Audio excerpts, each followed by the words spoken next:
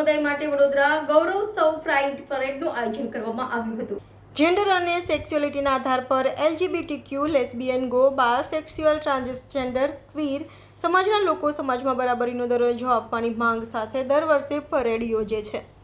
જે અન્વયે આજે ગાંધીનગરમાં પણ મોટી સંખ્યામાં LGBTQ સમુદાયના લોકોએ રંગબેરંગી પોશાક ધારણ કરી પ્રાઇડ પરેડ યોજવામાં આવી હતી, જેમાં રાજપીપળાના પ્રિન્સ માનવેન્દ્રસિંહ ગોહિલ પણ જોડાયા હતા, તેમજ વડોદરા પોલીસ કમિશનર નરસિંહા કુમાર પણ વિશેષ ઉપસ્થિત રહ્યા હતા અને આ પ્રાઇડ પરેડને ફ્લેગ ઓફ કરાવી પ્રસ્થાન કરવામાં આવી હતી। આ પ્રાઇડ પરેડ વડોદરાના શાહજીબાગ ગેટ નંબર 3થી શરૂ થઈ સુરસાગર સ્થિત મહારાણી ચીમણાભાઈ સ્ત્રી ઉદ્યોગાલય ખાતે સમાપ્ત થઈ હતી। આ પ્રાઇડ પરેડ સમગ્ર LGBTQ સમુદાય માટે ઉજવણી અને સ્વતંત્રતાનું પ્રતીક માનવામાં આવે છે। આ LGBT ગૌરવ યાત્રા છે। પોતાની ઓળખ પર ગૌરવ લેવા માટે આ આયોજન કરવામાં આવ્યું હતું। યાત્રામાં ભાગ લેનારા લોકોનું માનવું છે કે LGBT સમુદાયના લોકોએ પોતાનો ચહેરો છુપાવવો જોઈએ નહીં। સમાજમાં લોકો સાથે માથું ઊંચું કરીને સમાજનો એક ભાગ બની શકે, તેથી જ આ પરેડનું આયોજન કરવામાં આવ્યું છે। પ્રાઇડ પરેડને ઘણા નામોથી બોલાવવામાં આવે છે। Reporter Rahul Rajput, YNN news, Vadodara. આજે જે પ્રાઇડ ડે છે એના વિશે અમે લોકો એ જ કહેવા માંગીએ છીએ કે આજનો જે પ્રાઇડ સેલિબ્રેશન છે એ અમારા ઇક્વાલિટી માટે છે, અમારી સેક્સ્યુઆલિટી માટે છે, કે જેમાં અમે લોકો આગળ વધીએ, જેમાં અમને અમારા રાઇટ્સ મળે, જેમાં અવેરનેસ આવી કે અમે કોઈ અલગથી કોઈ રાઇટ્સ નહીં માંગી રહ્યા, અમે લોકો જે એક્સેપ્ટ કરી રહ્યા છે એ જે ઓલરેડી એઝ એ મેલ અને ફિમેલને આપ્યા છે એ જ અમે લોકો એક્સેપ્ટ કરી રહ્યા છે। અને આજે બહુ સારી રીતે અમે લોકો પ્રાઇડ એન્જોય કરીશું। ઘણી બધી જગ્યાએથી અમારા લક્ષ્ય ટ્રસ્ટમાં જે પ્રાઇડ ઓર્ગેનાઇઝ કરવામાં આવી છે એમાં લોકો જોડાયા છે અને બસ એન્જોય કરીશું। ઝોયા ખાન। આજે જે પ્રાઇડનું આયોજન કરવામાં આવ્યું છે તે અમારા બધાના માટે છે, ફક્ત LGBT સમુદાયના માટે નથી।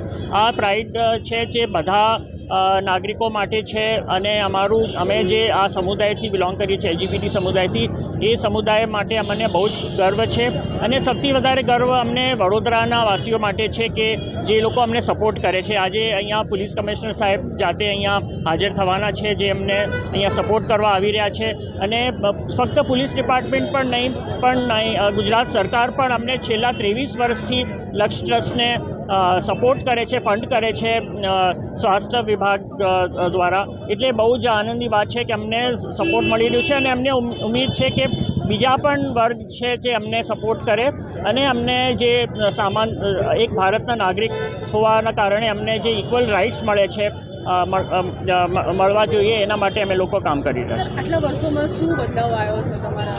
જો બદલાવ ખાસું બધું આવ્યું છે અમને। જે પહેલાં અમારી સાથે જે લોકો નહોતા જોડાતા એ પણ લોકો હવે અમારી સાથે જોડાવા થઈ ગયા છે।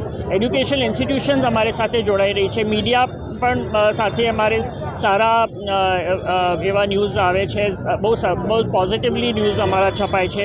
અહીંયા ઘણી બધી ફિલ્મો બની રહી છે। હમણાં જ ગુજરાતીમાં એક ફિલ્મ બની છે અહીંયા, એમના પણ અહીંયા પ્રોડ્યુસર ડાયરેક્ટર આવ્યા છે, જેમને બહુ જ સરસ એક LGBT ઉપર એક ફિલ્મ બનાવી છે, જેને એક એવોર્ડ પણ એમના એક્ટરને મળ્યું છે। એટલે હવે ધીમે ધીમે કરીને લોકો હવે મેઇન સ્ટ્રીમિંગ કરી રહ્યા છે અમારા મુદ્દાઓને અને એની અમને ખાસ જરૂરત છે। અમને બસ સમાજથી પ્રેમ જોઈએ છે, બીજું કશું નથી જોતું અને અમે અમારા સન્માનથી જીવી શકીએ એવી અમે સમાજથી અપેક્ષા રાખીએ છીએ। સર, એક લોકો જોડે અમે વાતચીત કરી છે, તેમનું કહ્યું છે કે ગે મેરેજમાં કંઈક કામનું આવવું જોઈએ, કેમ કે લોકો બહાર જઈને વિદેશમાં કરતા હોય છે મેરેજ, તમારું શું માનવું?